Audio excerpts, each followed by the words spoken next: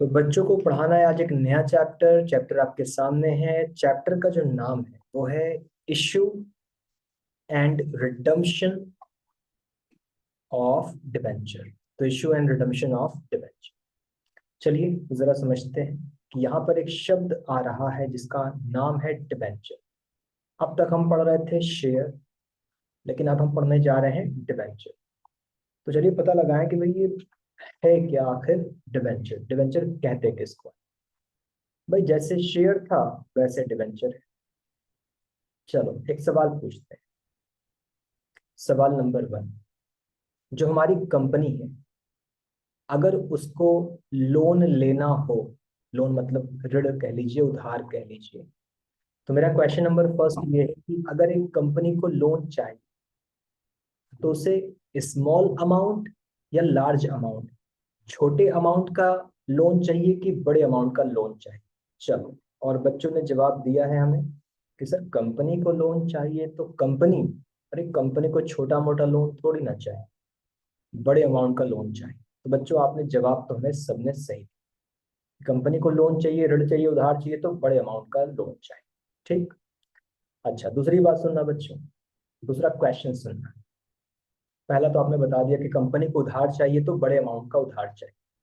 अब ये बताओ, अगर कंपनी को बहुत बड़ा अमाउंट का उधार चाहिए, बहुत हैवी अमाउंट का उधार चाहिए, तो अगला सवाल, क्या ये उधार एक आदमी दे पाएगा?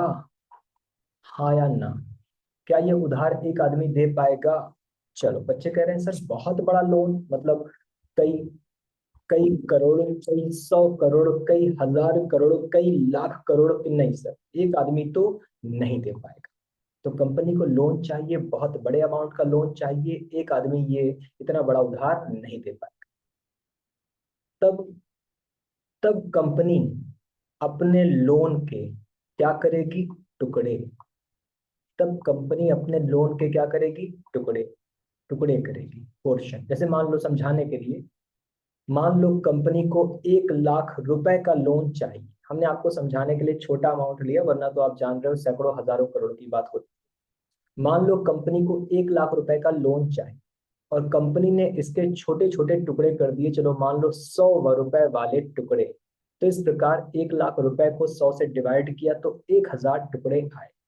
तो कंपनी ने अपने लोन के छोटे छोटे टुकड़े कर दिए और हर टुकड़े का एक छोटा सा दाम रखा, 100 ईच, ₹100 ईच। तो कंपनी के लोन के ढेर सारे टुकड़े और हर एक टुकड़े का नाम है डिबेंचर। तो डिबेंचर किसे कहते हैं? What is debenture? Portion of loan, loan के छोटे छोटे टुकड़े, एक एक टुकड़े का नाम डिबेंचर। तो सारे बच्चे बताएं कि आपको बात समझ में आ गई। एक कंपनी को बहुत बड़ा लोन चाहिए, एक आदमी नहीं दे पाएगा, तो लोन के छोटे छोटे हिस्से कर लो और हर हिस्से का नाम डिबेंचर। अब आप एक आदमी से कहो 100 रुपया दोगे, कहेगा बिल्कुल दे लेंगे। लो एक डिबेंचर पकड़ो। 200 रुपया, 2 डिबेंचर पकड़ो। 500 रुपया, 5 डिबेंचर पकड़ो। तो कंपनी के लोन के छोटे छोटे हिस्से कहलाते हैं डिबेंचर। तो बताओ बच्चों, कॉन्सेप्ट समझ में आ गया आपको कि कंपनी के लोन के छोटे छोटे टुकड़े क्या कहलाते हैं? डिबेंचर कहलाते हैं। अच्छा, एकदम ऐसे ही शेयर था, शेयर। जहां हम लोन की बात कर रहे हैं, जहां हम लोन की बात कर रहे हैं, तो हम शेयर में क्या समझाए थे? कंपनी की कैपिटल छोटी होती है कि बड़ी? तो आपने कहा सर बड़ी होती है। एक आदमी कैपिटल दे पाएगा कि नहीं? बिल्कुल नहीं सर, कंपनी कितनी बड़ी कैपिटल एक आदमी कहाँ दे पाएगा? तो कंपनी की कैपिटल के छोटे छोटे टुकड़े और हर टुकड़े का नाम शेयर था। वही बात तो यहाँ भी हो रही है। उस समय कैपिटल के टुकड़े शेयर थे, आज लोन के टुकड़े डिबेंचर। बोलो बच्चों कि आपको बात समझ में आ गई? कंपनी जो लोन, कंपनी को लोन लेना है, बहुत बड़ा लोन चाहिए, एक आदमी नहीं दे पाएगा, लोन के छोटे छोटे हिस्से कर लो, टुकड़े कर लो और हर टुकड़े का नाम डिबेंचर। अच्छा अब हमको एक बात बता दो बच्चों, पिछले चैप्टर का नाम बताओ। जो भी कल खत्म किया, जो लास्ट क्लास में खत्म किया, पिछले चैप्टर का फटाफट से नाम हमें बताओ, क्या नाम था पिछले चैप्टर का? और क्या कह रहे हैं? शॉर्टकट में लिख दो, कोई बात नहीं। चलो आंचल कह रही है इशू ऑफ शेयर। सत्यम कहते हैं issue for Fisher and reissue of share. सत्यम ने पूरा जवाब दिया, issue for feature and reissue of share. ये हमारे पिछले चैप्टर का नाम था शेयर वाले का, issue forfeiture and reissue of share. ठीक बच्चों बताओ, ये नाम issue forfeiture and reissue of share और issue and redemption of debenture, आप बताओ नाम थोड़ा सा मैच हो रहा है कि नहीं? बोलो बोलो बोलो, नाम थोड़ा सा मैच हो रहा है? ठीक, हाँ हो रहा है। चलो सुनना, उस समय हम पढ़ा रहे थे इशू ऑफ शेयर, आज हम पढ़ाएंगे इशू ऑफ डिबेंचर। और ये दोनों कॉन्सेप्ट आप कह सकते हैं लगभग सेम। तो हमने पढ़ा था इशू ऑफ शेयर, अब हम पढ़ेंगे इशू ऑफ डिबेंचर, और दोनों लगभग क्या है? सेम। वैसे 100% तो नहीं बोलना चाहिए हमें, लगभग 90% बोलना चाहिए, लेकिन ठीक है, ऑलमोस्ट सेम। तो बच्चों issue of share, issue of debenture लगभग सेम है। ठीक, चलो लगभग मतलब अरे वही जो एप्लीकेशन का पैसा मिला, अलॉटमेंट का मिला, फर्स्ट कॉल का मिला, सेकंड कॉल का मिला, सेम है भाई, सेम है। तो जैसे इशू ऑफ शेयर था वैसे इशू ऑफ डिबेंचर है, सेम। लेकिन अब जरा सुन, ये क्या था? फॉरफीचर एंड री इशू। फॉरफीचर एंड री इशू, फॉरफीचर माने जब्त करो भाई, छीन लो, और छीन के दोबारा बेच दो। हाँ, शेयर में क्या था? फॉरफीट करो, दोबारा बेचो। बच्चों एक सवाल का जवाब दो, फॉरफिट क्यों किया था? शेयर होल्डर ने ऐसा क्या गुनाह कर दिया कि हम उसका शेयर फॉरफिट कर लिए थे? जवाब दो, शेयर होल्डर से ऐसा क्या गुनाह, क्या गलती हो गई? चलो रितेश ने जवाब दिया, सर उसने कॉल नहीं दिया। आंचल कहती हैं शेयर के पैसे पूरे नहीं दिए, बिल्कुल सही, जिसे हम कहते थे कॉल्स इन एरिया। यही ना बच्चों, कि भाई शेयर होल्डर से ऐसा क्या गुनाह हो गया था जो उसका फॉरफिचर करना पड़ा? भाई उसने कॉल्स इन एरियर किया था। तो शेयर होल्डर ने बच्चों क्या किया था? उसने कॉल्स इन एरियर किया था, और इस वजह से हमने क्या कर दिया था? फॉरफिचर कर दिया। ठीक, और फॉरफिट करके मतलब छीन के दोबारा बेच दिया था। अब यहां सुनना, यहां डिबेंचर होल्डर भी कर सकते हैं कॉल्स इन एरियर।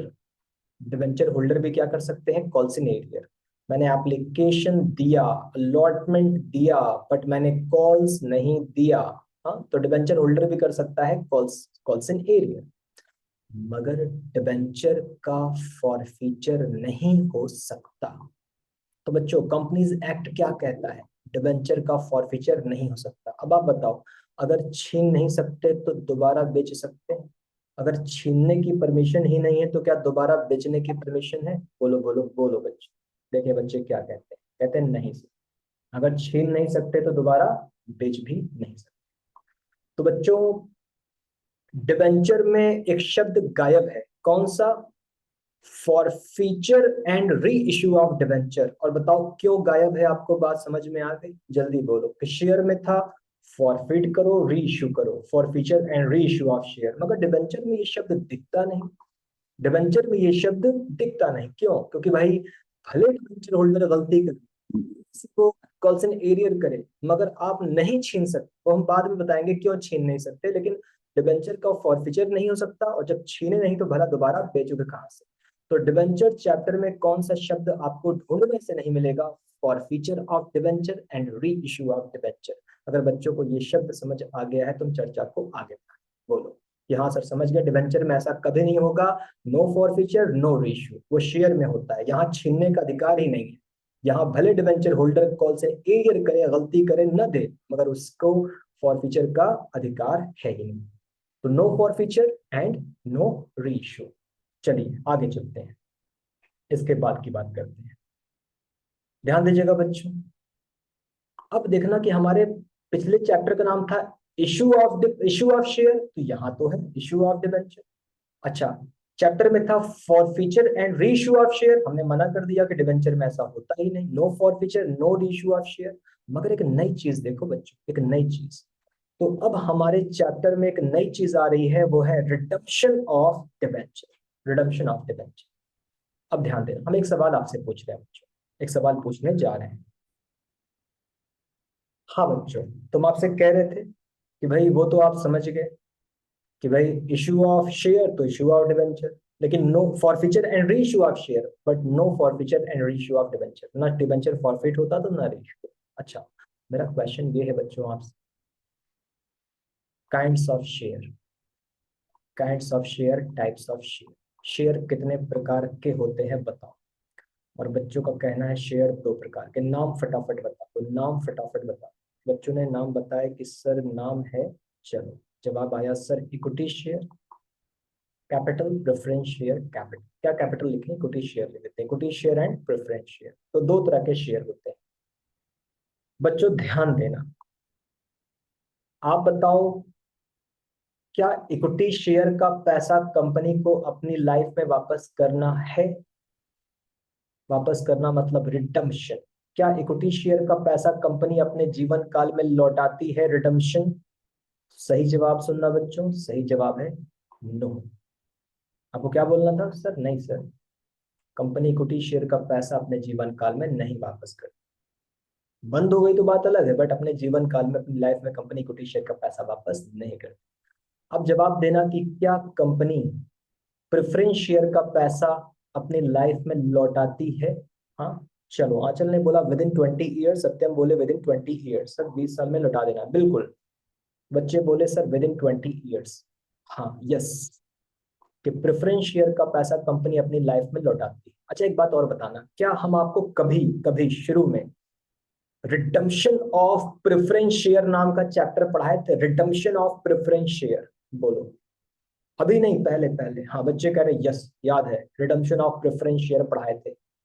लेकिन बच्चों क्या आप मानते हैं कि रिडम्पशन ऑफ इक्विटी शेयर जैसा कोई चैप्टर बना ही नहीं है? बोलो बोलो। रिडम्पशन ऑफ इक्विटी शेयर जैसा कोई चैप्टर बना ही नहीं है, बिल्कुल सही बात है। ऐसा कौन चैप्टर है भाई, जब इक्विटी का पैसा लौटाना ही नहीं है तो रिडम्पशन ऑफ इक्विटी शेयर कहां से आएगा? ठीक। तो बच्चों जो हमारा पिछला चैप्टर था, issue comma for feature and reissue of share, और जानते हो कौन सा शेयर? इक्विटी भाई, इक्विटी। जो हमारा चैप्टर था issue for feature and reissue of share, अरे कौन सा शेयर? वो इक्विटी शेयर था। लेकिन वहां पर कौन सा शब्द गायब था? Redemption of equity share. ठीक। लेकिन बच्चों इक्विटी शेयर का रिडम्पशन नहीं हो सकता, तो वहां ये शब्द नहीं था रिडम्पशन ऑफ इक्विटी शेयर। लेकिन बच्चों डिबेंचर तो लोन है ना, लोन। आप बताओ लोन लौटाना पड़ता है कि नहीं? बोलो। डिबेंचर एक ऋण है, उधार है, कर्जा है, लोन है, लोन लौटाना पड़ता है जीवन में कि नहीं? बच्चे कहते हैं बिल्कुल लौटाना पड़ता है। तो बच्चों चैप्टर में एक नया शब्द आया, रिडम्पशन ऑफ डिबेंचर। रिडम्पशन माने refund of money, redemption of debenture, loan लौटाओ। तो आप समझ गए पिछले चैप्टर में शब्द क्यों नहीं था? No, redemption of equity share ऐसा होता ही नहीं। रिडम्पशन ऑफ डिबेंचर बिल्कुल ऐसा होगा भाई, लोन लिया है तो लोन तो वापस करना है। तो बच्चों अब तक हम आपको चैप्टर का नाम समझा रहे, क्या हम मान लें कि आपको चैप्टर का नाम एकदम क्लियर हो गया? बोलो बोलो। हाँ यहाँ सर समझ गए। लोन लिया, लोन लिया, इशू ऑफ डिबेंचर। लोन वापस किया, रिडम्पशन ऑफ डिबेंचर। लोन लेना, इशू ऑफ डिबेंचर। वक्त आने पर लोन को वापस करना, रिडम्पशन ऑफ डिबेंचर। तो हमारे चैप्टर के 2 पार्ट्स होंगे। Part first issue of debenture, part second redemption of debenture. Part first एकदम अलग होगा, पार्ट सेकंड एकदम अलग होगा, क्योंकि लोन लेना एक एकदम अलग बात है और लोन को वापस करना एकदम अलग बात है। तो दो सेपरेट पार्ट होंगे। जो 12th कॉमर्स की बुक होती है वहां तो 2 चैप्टर बना देते हैं, इशू ऑफ डिबेंचर अलग, रिडम्पशन ऑफ डिबेंचर अलग। तो हम तो 2 चैप्टर नहीं बनाएंगे, मेरे लिए तो एक ही चैप्टर है, लेकिन चैप्टर के पार्ट जरूर 2 हैं।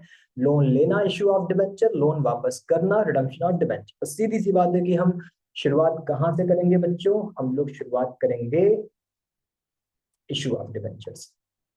अब आपके सामने क्या है, जब कोई डिबेंचर खरीदता है, जब कोई डिबेंचर खरीदता है बच्चों, तो सीधी सी बात है उसको सर्टिफिकेट जरूर मिलता हो।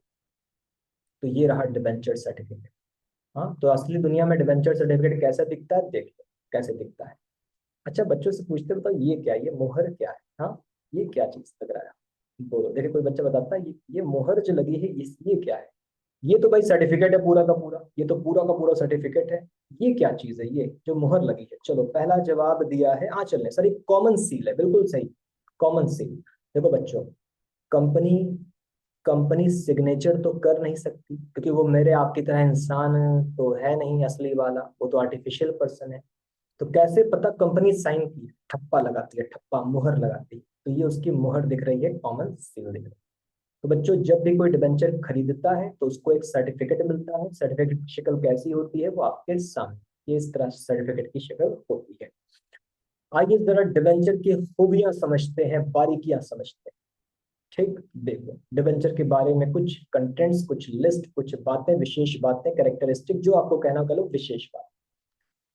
डिबेंचर अंग्रेजी शब्द है और ये लैटिन शब्द के डिबर से बना। तो डिबर क्या है? लैटिन शब्द है। लैटिन, यहाँ मिस्टेक है, WORD होना चाहिए था। तो डिबेंचर तो अंग्रेजी है, ये कहां से बना? ये लैटिन भाषा के डिबर से बना, जिसका अंग्रेजी अनुवाद है उधार लेना, टू बोरो। ठीक, तो डिबेंचर कहां से आया? ये डिबेंचर को लैटिन भाषा के डिबर से लिया गया, जिसका मतलब है टू बोरो, उधार लेना। और डिबेंचर का मतलब क्या होता है? लोन के छोटे छोटे टुकड़े।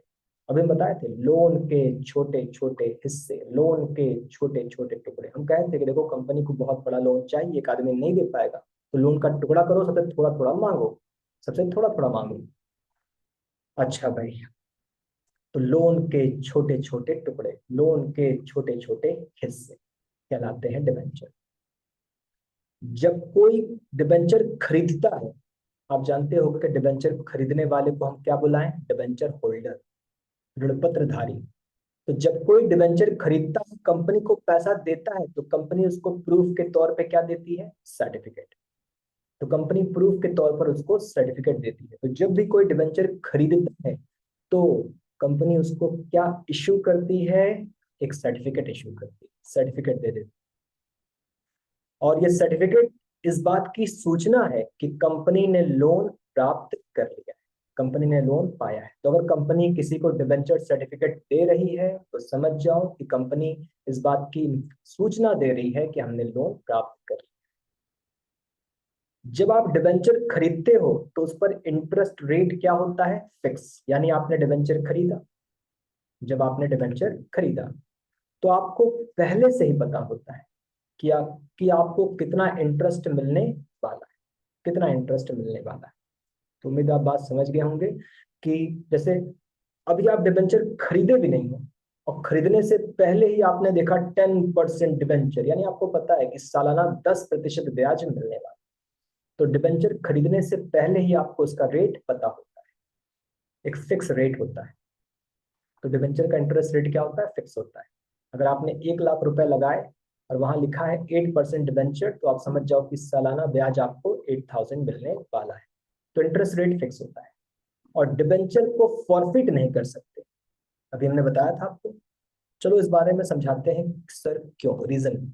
शेयर होल्डर पैसा नहीं देता तो फॉरफिट कर लेते हैं, डिबेंचर होल्डर पैसा नहीं देता तो फॉरफिट क्यों नहीं कर सकते? सुनना, एक कंपनी ने कहा एप्लीकेशन 4 रुपया, अलॉटमेंट 3 रुपया, फर्स्ट एंड फाइनल कॉल 3 रुपया। तो कंपनी ने बताया कि भाई हम अपना डिवेंचर बेचेंगे, पैसा इंस्टॉलमेंट में लेंगे, 3 किश्तें हैं। और एक मिस्टर राम, और मिस्टर राम के पास कुछ डिवेंचर थे, जितने भी डिवेंचर रहे होंगे। राम ने क्या किया? राम ने एप्लीकेशन मनी दिया डिवेंचर पर, अलॉटमेंट मनी नहीं दिया, फर्स्ट कॉल मनी नहीं दिया।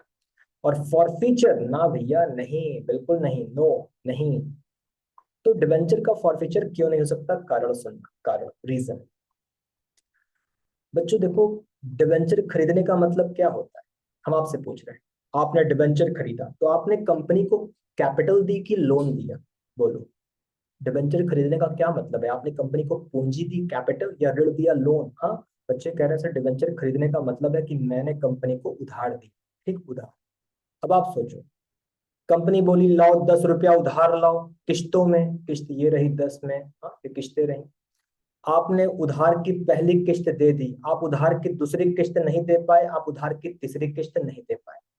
आप सोचो, आप अगले को उधार दे रहे हो, आपको कैसा लगेगा अगर अगला बोले यार हम तुमसे 10 रुपया उधार मांगे थे, तुम 4 रुपया उधार दिए, तुम 3 और 3 6 रुपया उधार दिए नहीं।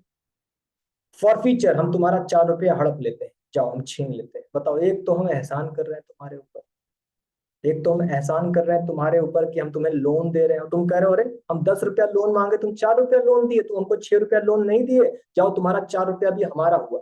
तो बताओ, ये गलत बात हुई कि नहीं? कि एक तो हम एहसान कर रहे हैं, हम तुम्हें उधार दे रहे हैं, चलो किन्हीं कारणों से हम तुम्हें 10 रुपए में मात्र 4 ही रुपया उधार दे पाए, हम तुम्हें 6 रुपया उधार नहीं दे पाए, और तुम कह रहे हो फॉरफीचर माने तो हमारा 4 रुपया भी हड़प लोगे? क्या बच्चों को सेंस समझ में आया? कि भाई हम तो खुद ही एहसान कर रहे हैं तुम पर, उधार दे रहे हैं, और मान लो हम पूरा उधार नहीं दे पाए, कम उधार दिए, तो हम कम दिए तो तुम बोलोगे वो हम वो भी वापस नहीं करेंगे तुम्हारा। सारे बच्चे बताओ कि डिबेंचर का फॉरफीचर क्यों नहीं हो सकता, समझ में बात आ गई? भाई हम आपके ऊपर एहसान कर रहे हैं, हम आपको लोन दे रहे हैं, अगर आपको पूरा लोन ना दें तो आप ये थोड़ी ना बोलोगे कि तुमने पूरा लोन नहीं दिया, हम तुम्हारा लोन का पैसा हड़प लेते हैं जो तुम दिए हो, फॉरफीचर कर लेते हैं। फॉरफीचर नहीं हो सकता, ठीक। अच्छा, लेकिन एक और बात सुनना बच्चों, लेकिन एक बात बताओ, एग्रीमेंट तो भंग हुआ है ना? एग्रीमेंट तो भंग हुआ है ना, क्योंकि तय हुआ था आप एप्लीकेशन दोगे, अलॉटमेंट दोगे, कॉल्स दोगे। आपने 4 रुपया दिया, 3 नहीं दिया, 3 नहीं दिया, तो भाई देखो, हम फॉरफिट तो नहीं कर सकते, हम आपका फॉरफीचर नहीं कर सकते, पैसा हड़प नहीं सकते, लेकिन हम सू कर सकते हैं। आसान शब्दों में कह लो, केस कर सकते हैं, केस मुकदमा कर सकते हैं, हम आपको कोर्ट में घसीट सकते हैं, हम एनसीएलटी की अदालतों में आपको बुला सकते हैं। सुना बच्चों, कि भले हम आपको फॉरफिट नहीं कर सकते, लेकिन कंपनी आपके खिलाफ सू करेगी, एक प्रकार का मुकदमा करेगी, आपको एनसीएलटी कोर्ट में घसीट लेगी। जज साहब के सामने पेश करेंगे, जज साहब देखिए, हमको 4 रुपया तो दे दिए, लेकिन 3 रुपया नहीं दे रहे हैं, आप इंसाफ करिए, तो जज साहब पैसे फिर दिलवाएंगे। क्या समझ गई बात आप? कि फॉरफीचर नहीं हो सकता, लेकिन कोर्ट में घसीटा जा सकता है। चलो, आप ये बात भी समझ गए होंगे। अच्छा, अब जरा सुनना बच्चों, एक होता है ओनर और एक होता है क्रेडिटर, या दूसरे शब्दों में कह लो लेंडर, लोन देने वाला। तो ओनर मतलब मालिक, और क्रेडिटर या लेंडर मतलब लेनदार, जिसने लोन दिया है। डिबेंचर होल्डर को गलती से भी ओनर ऑफ द कंपनी मत समझना, ओनर तो शेयर होल्डर्स।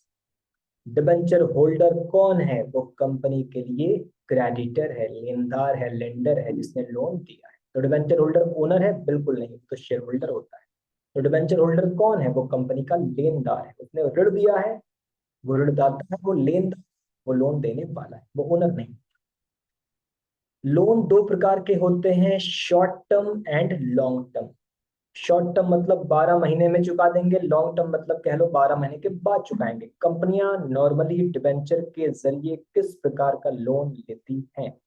देख रहे हो बच्चों कि कंपनियां ज्यादातर डिबेंचर के जरिए लॉन्ग टर्म लोन लेती हैं, लंबे समय के बाद वापस करेंगे, लंबे समय के बाद। एक क्वेश्चन हम आपसे पूछते हैं, अभी आप लोगों ने हमको बताया था प्रेफरेंस शेयर का पैसा कंपनी को 20 ईयर्स में वापस करना पड़ता है। बच्चों जरा बताओ, डिबेंचर का पैसा कंपनी को कितने साल में वापस करना ही करना है? देखिए बच्चे क्या जवाब देते हैं। प्रेफरेंस शेयर का तो रिडम्पशन पीरियड आपने हमको बता, डिबेंचर का भी बता दो। हाँ चल, सही जवाब। और कोई? हाँ हिमाचल ने दे दिया है सही जवाब। और कोई बच्चा? बाकी बच्चे मनोरथ, रितेश उपाध्याय, सही जवाब। 2 बच्चे। और कोई बच्चा? नहीं, बाकी बच्चे सोचते हुए। तो ये दोनों बच्चे कहते हैं सर टाइम फिक्स्ड नहीं है, बिल्कुल सही। अरविंद सही जवाब कि सर टाइम फिक्स, बिल्कुल सही बच्चों। डिबेंचर का पैसा कितने साल में वापस करना है, ऐसा कोई भी कंपनीज एक्ट में टाइम लिमिट फिक्स नहीं। ठीक, आप 1 2 3 साल का भी ले सकते हो, 10 20 50 साल का भी ले सकते हो, कंपनी की और डिबेंचर होल्डर की मर्जी आपस में क्या डिसाइड करें, टाइम लिमिट फिक्स नहीं। प्रेफरेंस शेयर का फिक्स, डिबेंचर का फिक्स नहीं। हाँ, तो डिबेंचर के जरिए लॉन्ग टर्म लोन दिया जाता है। एक होता है फेमस, मशहूर, अगर कुछ ना बोले तो डिबेंचर कितने का माने? 100। बोलो बच्चों, अगर कुछ ना बोले तो डिबेंचर कितने का माने? 100, क्योंकि नॉर्मली मार्केट में डिबेंचर 100 रुपए का दिखता है। लेकिन हम बच्चों से पूछते हैं, ये तो चलो सही है, कुछ ना बोले तो डिबेंचर 100 का मानो, क्योंकि हर तरफ 100 100 100 100 ही दिखाई पड़ता है, ज्यादातर। आप बताओ शेयर के केस में कितने का मानते हैं? अगर कुछ ना बोले तो शेयर कितने रुपए का मानते हैं? देखो रितेश का सही जवाब आ गया कि कुछ ना बोले तो शेयर कितने का मानते हैं। अरविंद का, रितेश का सही जवाब, अरविंद का गलत जवाब, अंशिका का सही जवाब, और अरविंद ने अब जाके सही जवाब दे दिया है। जी हाँ, जो बच्चा कहता है सर शेयर 10 का भी मान सकते हैं, 100 का भी मान सकते हैं, बिल्कुल सही। अगर शेयर की वैल्यू ना बताओ तो आपके पास 2 ऑप्शन है, या 10 का मानो या 100, लेकिन डिवेंचर 100 का ही मानना, 10 का मानने की आवश्यकता नहीं। ठीक, कि सबसे ज्यादा फेमस क्या है? 100। देखो बच्चों, शेयर वालों को क्या देना था? डिविडेंड देना था। प्रॉफिट हुआ तो डिविडेंड दो, लॉस हुआ तो डिविडेंड मत दो। लेकिन डिबेंचर पर क्या भरना है? इंटरेस्ट। और इंटरेस्ट कब भरना है? कंपलसरी। लॉस होगा तो भी भरो, प्रॉफिट होगा तो भी भरो। तो बताओ, ये बात समझ आई कि इंटरेस्ट पर तो भैया आपको देना ही देना है। इंटरेस्ट डिबेंचर पर, चाहे कंपनी को घाटा हो चाहे कंपनी को फायदा, इंटरेस्ट तो देना पड़ेगा ही पड़ेगा। अच्छा बच्चों, आखिरी लाइन छोड़कर क्या आपको बाकी किसी लाइन में सवाल पूछना है? बोलो। आखिरी लाइन छोड़ दो, बाकी बताओ। क्या आपको ऊपर किसी भी लाइन में कोई प्रश्न, या इन लाइनों के अलावा कोई प्रश्न? क्योंकि भाई हमारी आखिरी लाइन बची है, उसको छोड़ के बताओ, देखे बच्चे क्या कहते हैं। है कोई प्रश्न? नहीं, अभी तक तो कोई सवाल नहीं पूछा। तो आइए जरा आखिरी लाइन क्लियर कर। आखिरी लाइन देखो बच्चों, ध्यान देना। जब भी कंपनी फाइनेंस प्राप्त करती है, जब भी कंपनी फाइनेंस प्राप्त करती है तो उसकी क्या होती है? कॉस्ट होती है, कॉस्ट। तो कंपनी जब भी फाइनेंस प्राप्त करती है, धन प्राप्त करती है, तो कॉस्ट होती है, कॉस्ट। आंचल क्या कह रही है? अगर डिबेंचर होल्डर को पैसा पूरा ना मिले तो वो अपील कर सकते हैं कंपनसेशन के लिए। चलो आंचल का सवाल फिर से रिपीट करते हैं। हाँ, लेट सवाल पूछा आंचल आपने। चलो तब इसको होल्ड करते हैं और आंचल का सवाल फिर से रिपीट करते हैं। अगर डिबेंचर होल्डर को पैसा पूरा ना मिले तो अपील कर सकती है कंपनसेशन के लिए। आंचल, पहले हम आपके सवाल को समझना चाहेंगे। आप ये बताओ, मिस्टर राम है, मिस्टर राम है, और राम को 10,000 रुपया ब्याज चाहिए, इंटरेस्ट चाहिए। ठीक, मिस्टर राम को 10,000 रुपया ब्याज चाहिए। और आपको पता है कंपनी को चाहे लॉस हो चाहे प्रॉफिट हो, कंपनी को इंटरेस्ट देना ही देना। ठीक। और आप कह रहे हो कि राम को कंपनी वालों ने सिर्फ 8,000 ब्याज दिया, 2,000 ब्याज नहीं दिया, और क्या वो कंपनसेशन मांग सकता है? बताओ, क्या आपका सवाल यही था या कुछ और आप पूछना चाहती हो? आंचल चौहान बोलो। कंपनी को इनको 10,000 का ब्याज देना था, कंपनी इनको मात्र 8,000 का ब्याज दी, वादा नहीं निभाई, और 2,000 ब्याज नहीं दी। जल्दी बोलो भाई कि क्या आपका यही सवाल है? दूसरा सवाल है? दूसरा सवाल भी तो हो सकता है कि सर कंपनी बंद हो गई और डिबेंचर का पैसा लौटा नहीं पाया, क्योंकि आपने ये नहीं बताया कि पैसा, पैसा माने कौन सा पैसा? पेमेंट ऑफ इंटरेस्ट या पेमेंट ऑफ मूलधन, हमारा प्रिंसिपल अमाउंट डिबेंचर वाला? तो आपने कहा हाँ सर यही पूछ रहे हैं। तो देखो, अगर जैसा कि आप जानते हो कि कंपनी को चाहे प्रॉफिट हो या लॉस हो, कंपनी को पूरा 10,000 देना चाहिए था, मगर कंपनी ने 8,000 पे किया, 2,000 पे नहीं किया, तो आप जा सकते हो कोर्ट। ठीक, तो मिस्टर राम कहाँ जा सकता है? कोर्ट जा सकता है। और आप सही बताएं, राम को जाना ही नहीं है। ट्रस्टी होते हैं, ट्रस्टी, डिबेंचर ट्रस्टी। ट्रस्टी लोग खुद ही समझ लेंगे। अरे तुम, इसको तो कुछ अपील करना ही नहीं होगा। यानी कुल मिला के आप समझ लो कि भैया एनसीएलटी होस्ट ठिकाने लगा देगा कंपनी वालों को। डिबेंचर होल्डर खुद दौड़ता भागता नहीं, डिबेंचर होल्डर अपने बदले ट्रस्टी लोग को नियुक्त किए रहते हैं, वो खुद ही समझ लेते हैं। तो एनसीएलटी बैंड बजा देगा तुमने कैसे नहीं किया, कंपनी के खिलाफ कार्रवाई हो जाएगी। कंपनी ऐसा नहीं कर सकती। वो इंटरेस्ट देंगे ही देंगे, नहीं देंगे तो उनके खिलाफ एक्शन ले लिया जाएगा। कोर्ट जा सकते हैं आप। और जानते हैं आपकी कंपनियां जो है वो डिस्ट्रिक्ट कोर्ट, हाई कोर्ट तो जाती नहीं है। कंपनियों से जुड़े मामले सीधे एनसीएलटी। सत्यम से ट्रस्टी के बारे में बताइए प्लीज। सत्यम कह रहे हैं ट्रस्टी के बारे में बताइए। सत्यम देखो, हमें लगता है ट्रस्टी आगे कहीं ना कहीं तो आएंगे। ठीक, तो भी चिंता मत करो, हमें लगता है ट्रस्टी साहब कहीं ना कहीं तो उनको आना चाहिए। अगर आ गए तो ठीक, नहीं तो फिर डिस्कशन किया जाएगा। हम खोज रहे हैं कि वे ट्रस्टी हैं कहीं, और ट्रस्टी अगर नहीं है तो फिर डिस्कशन होगा। तो ट्रस्टी दिखे नहीं ना? नहीं दिखे, ठीक है। तो सत्यम कह रहे हैं सर आप जरा ट्रस्टी के बारे में तब बता डाल। चलो, तब ट्रस्टी के बारे में हम आपको बता डालते हैं कौन होते हैं ट्रस्टी। तो आइए, सत्यम ने बोला कि सर आप ट्रस्टी के बारे में जरा बताएं, ये ट्रस्टी होते कौन है? चलो सुनना ध्यान से, हम आपसे पूछते हैं, कंपनी में एक या दो डिबेंचर होल्डर हैं, या सैकड़ों या हजारों या ढेर सारे डिबेंचर होल्डर हैं? क्या कहते हो बच्चों? मेरा पहला सवाल, कंपनी में एक या दो डिबेंचर होल्डर हैं या बहुत सारे हैं? तो बच्चों का कहना है सर कंपनी में बहुत सारे डिबेंचर होल्डर हैं, बहुत सारे। तो बच्चों जो बहुत सारे डिबेंचर होल्डर हैं, इनके बहुत सारे अधिकार हैं, अधिकार।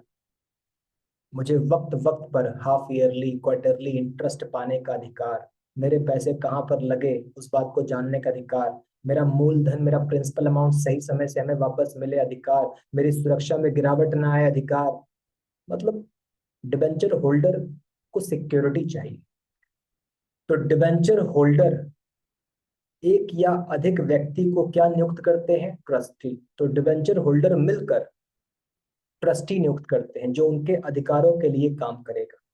तो डिबेंचर होल्डर मिलकर एक या अनेक ट्रस्टी को बनाते हैं। ट्रस्टी, ट्रस्ट से लगता है ना विश्वास, विश्वास, हाँ ट्रस्ट।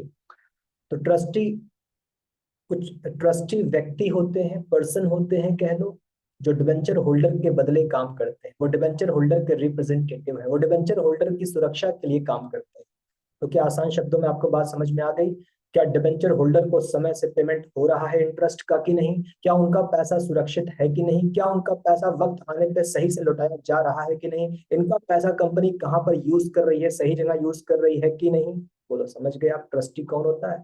किसने अपॉइंट किया? डिबेंचर होल्डर ने। किस लिए अपॉइंट किया? अपनी सुरक्षा के लिए, अपने पैसों की सुरक्षा के लिए अपॉइंट किया। ठीक, तो ये होते हैं ट्रस्टी जो डिबेंचर होल्डर की भलाई के लिए काम करते हैं, कंपनी पर निगरानी रखते हैं। सत्य हम कह रहे हैं एक या एक से ज्यादा होते हैं जी, ये डिबेंचर होल्डर पे डिपेंड कर सकता है, एक भी हो सकते हैं, एक से ज्यादा भी हो सकते हैं ट्रस्टी।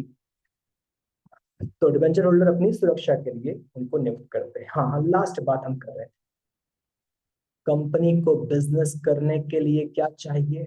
फंड्स चाहिए, फाइनेंस चाहिए। क्या वो पैसा कंपनी को फ्री मिलता है? बिल्कुल नहीं, बिल्कुल नहीं, वो पैसा कॉस्ट होती है, कॉस्ट। तो कंपनी को धन चाहिए, और धन की क्या होती है? कॉस्ट। कंपनी को कैपिटल पाने पर लाभांश बांटना पड़ता है, कंपनी कंपनी को लोन पाने पर ब्याज भरना पड़ता है। तो डिविडेंड कॉस्ट, पूंजी पाई है तो लाभांश भरो। इंटरेस्ट कॉस्ट, लोन पाया है तो ब्याज भरो। हमें जानना होगा कौन महंगा कौन सस्ता।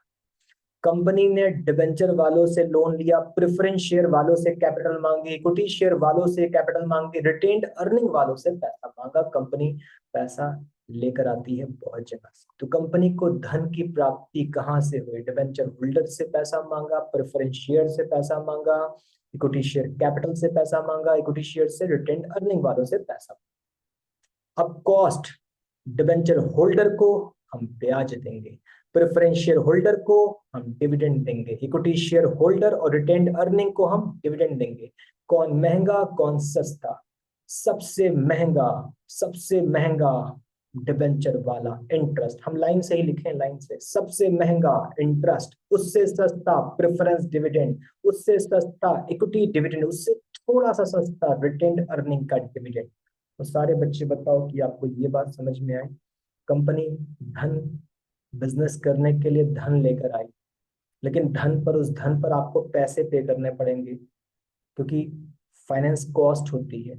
तो सबसे महंगा इंटरेस्ट ऑन डिबेंचर, उससे सस्ता प्रेफरेंस डिविडेंड, उससे सस्ता इक्विटी डिविडेंड, उससे सस्ता रिटेन्ड अर्निंग वाला डिविडेंड।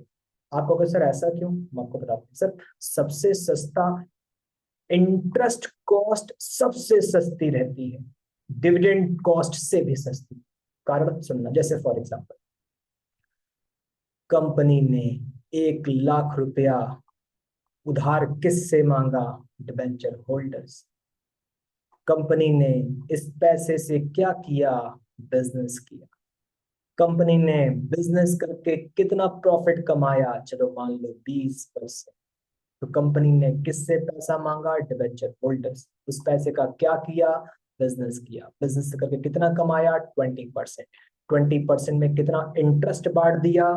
इंटरेस्ट, अगर बच्चों को याद हो कि इंटरेस्ट पहले ही तय हो चुका है, रेट पहले ही तय हो चुका है, लोन लेने से पहले ही बता दिए थे इतना ब्याज भरेंगे। कंपनी ने कहा चलो भाई तुम 8% ले लो इंटरेस्ट, तो कंपनी ने खुद कितना कमाया? 20%। कितना ब्याज बांट दिया? 8%। कितना बचा लिया? 12%। देखो, कंपनी को, कंपनी दूसरे के पैसे से बिजनेस करके भी 12% बचा लिया, इनके पैसे से 20% कमाया, इनको 8 चुका दिया, 12 बचा लिया। तो ये इंटरेस्ट कॉस्ट सस्ती पड़ गई। अब जरा यही सुनना, यही सुनना कि कंपनी ने 1 लाख रुपया किससे पाया? मान लेते हैं प्रेफरेंस, मान लेते हैं इक्विटी शेयर से पाया, मान लेते हैं इक्विटी शेयर से पाया।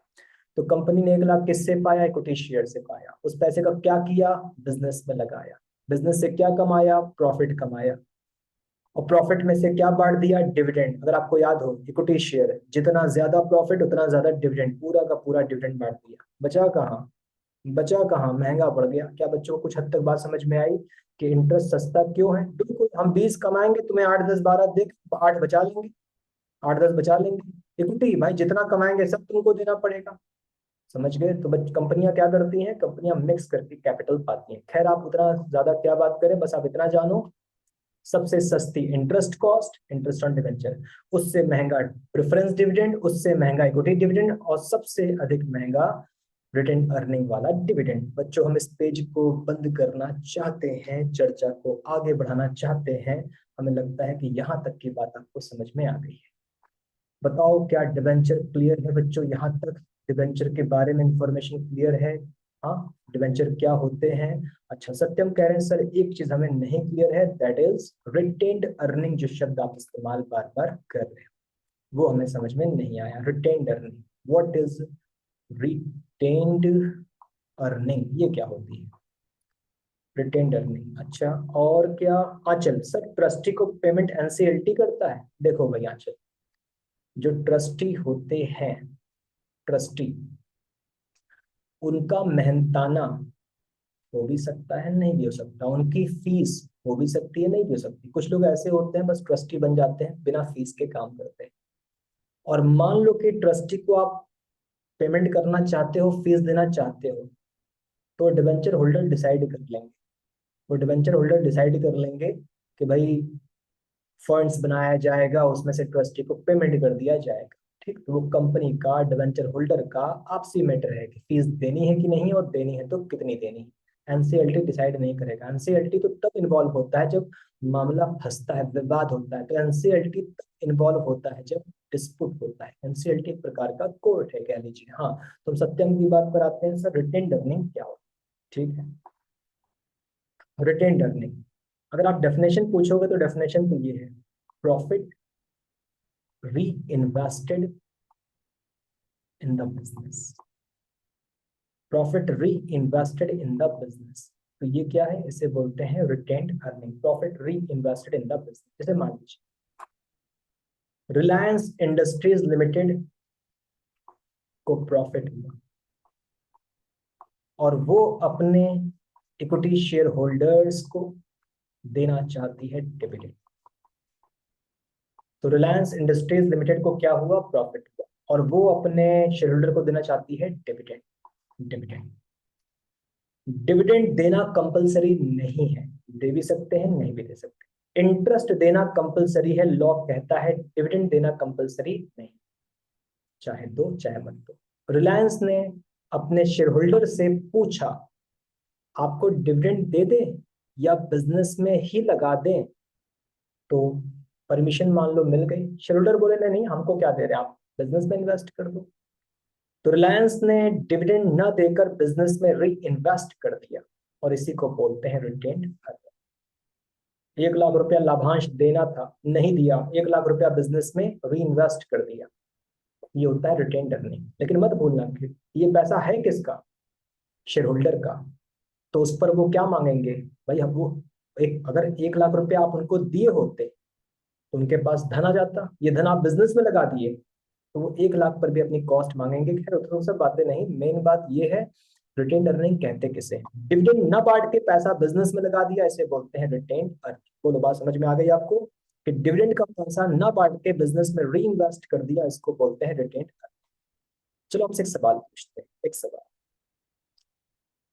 इंडिया का सबसे बड़ा, सबसे बड़ा, सबसे नामी गिरामी इन्वेस्टर कौन जिनकी डेथ हो गई? इंडिया का, जिनकी डेथ हो गई, शायद वो 62 ईयर्स के थे, पिछले साल डेथ हो गई। इंडिया का सबसे नामी गिरामी, चलो सत्यम कहते हैं राकेश झुनझुनवाला। बिल्कुल सही। रितेश कह रहे हैं, क्या है रितेश? चुनचुनवाला, ये थोड़ी ना नाम था भाई, चुनचुनवाला। हाँ, तुम नाम बिगाड़ रहे हो। अंशिका कह रहे राकेश झुनझुनवाला। अरे भाई, मृतक आदमी है, रात में आपको उनकी आत्मा आके परेशान करेगी, नाम मत खराब करो। राकेश झुनझुनवाला इंडिया के महान इन्वेस्टर। जिनका अभी उनकी जब डेथ हुई मेरे ख्याल से उनका 46,000 करोड़ का पोर्टफोलियो था शेयर का, 46,000 करोड़ के आसपास। अब आप बताओ दुनिया, 195 कंट्रीज, दुनिया का महान इन्वेस्टर जो यूएसए का है, लिविंग लेजेंड, दुनिया का नंबर 1 महान इन्वेस्टर कौन? देखें क्या बोलते हैं। दुनिया का महान इन्वेस्टर नंबर 1, सबसे ज्यादा मशहूर, भारत का बिग बुल तो ये थे Rakesh Jhunjhunwala. Anshika sir, Warren Buffett. बिल्कुल सही अंशिका, वॉरेन बफेट, स्पेलिंग जो भी हो, ठीक है, स्पेलिंग जो भी हो, तो वॉरेन बफेट, जी हाँ। तो ये है दुनिया का सबसे मशहूर, सब नंबर 1 महान इन्वेस्टर, लिविंग लेजेंड, जिंदा है, वॉरेन बफेट।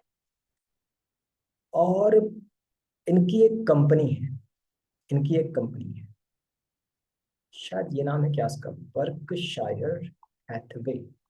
हमें नाम ठीक से बहुत अच्छे से याद नहीं आ रहा है, बट शायद यही नाम है, बर्कशायर हैथवे, ऐसा कुछ नाम है। इस कंपनी ने अपने जीवन में एक बार भी डिविडेंड नहीं बांटा। बोलो, बात समझ आई आपको? क्योंकि हमने आपसे क्या बोला, डिविडेंड बांटना कंपलसरी नहीं, अपने शेयर होल्डर की परमिशन ले लो, चाहे बांटो चाहे ना बांटो, डायरेक्टर की मर्जी, बांटे या ना बांटे। इस कंपनी ने अपने जीवन में एक बार भी डिविडेंड नहीं बांटा, लेकिन हमारे रिलायंस इंडस्ट्रीज वो तो हर साल बांटती रहती है। बस हमने आपको एक इन्फॉर्मेशन दी कि डिविडेंड बांटना कंपलसरी नहीं है, डायरेक्टर की मर्जी, बांटे चाहे ना बांटे। हमने एग्जाम्पल भी दे दिया। चलो आगे चलते हैं बच्चों। हाँ, तो क्या अब हम इस पेज से शिफ्ट कर सकते हैं? क्या इस पेज पर आपको बातें क्लियर हैं? क्या आपके मन में डिबेंचर को लेकर कोई और सवालात हैं बच्चों? बोलो यहां तक क्या कहते हो? और बच्चों का कहना है नहीं सर, हमारा पेज हो गया है क्लियर। चलिए आगे चलते हैं। तो इसके बाद का जो टॉपिक आ रहा है वो क्या आ रहा है बच्चों? वो आ रहा है काइंड्स ऑफ डिबेंचर, डिबेंचर के प्रकार, कि डिबेंचर कितने प्रकार के होते हैं। तो कन्वर्जन के हिसाब से दो प्रकार के, कन्वर्टेबल, नॉन कन्वर्टेबल। रिडम्पशन के हिसाब से दो प्रकार के, रिडीमेबल और इरिडीमेबल। सिक्योरिटी के हिसाब से दो प्रकार के, सिक्योर्ड एंड अनसिक्योर्ड। ट्रांसफर के हिसाब से दो प्रकार के, रजिस्टर्ड एंड बियरर। प्रायोरिटी के हिसाब से दो प्रकार के, फर्स्ट एंड सेकंड। सॉरी, ये सिक्योर्ड नहीं है, ये था सेकंड, ठीक, सेकंड। और कूपन रेट, कूपन रेट मतलब इंटरेस्ट रेट, इंटरेस्ट रेट के हिसाब से स्पेसिफिक और जीरो कूपन। बच्चों ये ढेर सारे टाइप्स या काइंड्स ऑफ डिबेंचर। और हम लोग नेक्स्ट क्लास में काइंड से शुरुआत करेंगे। तो आज की क्लास में हमें आपको डिबेंचर के बारे में बताना था। मेरे हिसाब से हमने आपको प्रॉपर तरीके से डिबेंचर के बारे में बता दिया है बच्चों। कोई प्रश्न आपका इतने में से है, काइंड्स नहीं, काइंड्स छोड़ो, तो आप पूछ सकते हो। अदरवाइज हम आज की चर्चा को यहाँ समाप्त करें। देखें चैट बॉक्स में आपके क्या प्रश्न। जैसे शेयर होता है लगभग वैसा डिबेंचर होता है, लेकिन वो कैपिटल है और ये लोन होता है। चलिए बताइए बच्चों, क्या कहते हो आप? अच्छा भाई, तो फिलहाल तो कोई क्वेश्चन नहीं आ रहा।